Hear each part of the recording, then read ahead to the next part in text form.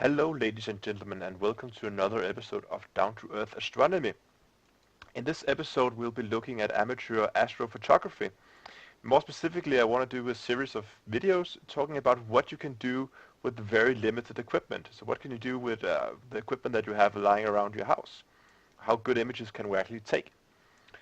One of the easiest things to actually photograph is of course the moon, because the moon is so bright and fairly large. We don't need a huge magnification nor a long exposure to take decent images of the moon. Shown here on the screen are an image I took last night. I took a series of them. I took of the moon, and I basically just went outside with my camera, no tripod, nothing, just pointed it at the moon and started to take a few images. This image was taken with an ISO of 6400 and an exposure time of 1/4000th of a second. So as you can see, it's a very, very short exposure, so we don't really need a tripod to stabilize between images because the exposure is so short. But we can do a lot. We can do a lot in post-processing.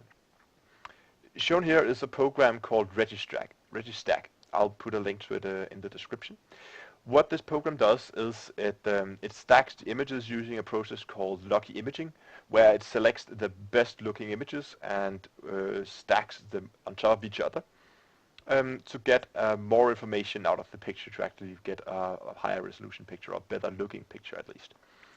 So we can remove some of the random noise effects that we get from the atmosphere. So if you just go ahead and select, and we have the images I took last night. Go ahead and open them. Here we go. And as you can see down here, I have 44 images. So ideally you want a few more, but this is what I got from last night. First, because the moon might be moving, and of course I didn't hold the camera completely still, so the moon is moving around in the different images. Therefore, we are going to ask the program to set align points. So what it does is it selects a few points in the image. Here we go. It selected these 3 points, and it's going to use these points to align the other images in such a way that the moon will always be in the same place in all the images. So let's just go ahead and click align. You can also set these align points manually. Normally the program does a pretty good job of selecting them, but if you're having trouble getting them properly aligned, I suggest you set them yourself. So once the images have been aligned, we can go ahead and click limit. Okay. Now we're ready to actually stack the images. I see we moved over here to the stack tab, and we'll just go ahead and I normally just use the default settings here. So let's go ahead and just stack the images. And just ask if I want to use the optimized number of cores, and say yes, because this program is actually capable of running multi-core. The process of actually stacking these images do take some time, so we're just gonna fast forward until it's done. Okay, the program has finished. The loading bar down here reached 100%, and we are ready to continue. We will go and click to the wavelet tab. So what it shows here is the stacked image, and now we have a lot of options. One of the more useful options are these wavelets. Essentially the wavelets let us enhance some wavelengths in the picture. So you can see here it got a little bit better. Let's see if we can slide. You can use a long time fiddling around with these sliders to try and enhance the image as much as possible. But again, I'm just gonna, for the purpose of the demonstration, just gonna add a little bit on each of them. Just a little bit too much maybe. Anyway, you have different other tools over here. For instance, we could change the color of the image a little bit if we have some background light maybe from the city. We're able to either enhance it or try to remove it, getting an as dark background as possible.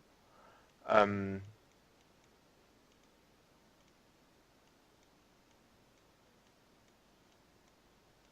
Again, you can play around with these tools to see what you can get. That's actually pretty good.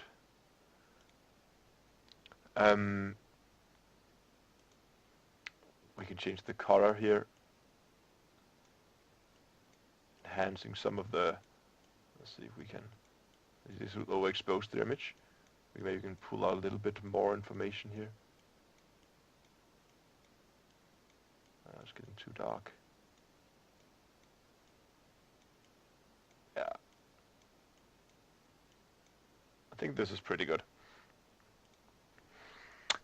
So once we're happy with them, and there are lots of other tools over here. You can crop the image and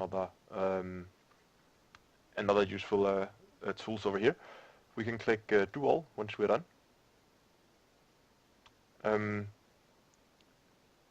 now we'll do the changes we've done. We'll do this to all the images, and then it should be restacked. But until it's done, we'll just fast forward here a bit. Okay, here we are with the final result. I'll put two images up on the screen, one of the final image and one of the unprocessed images, so you can see the difference.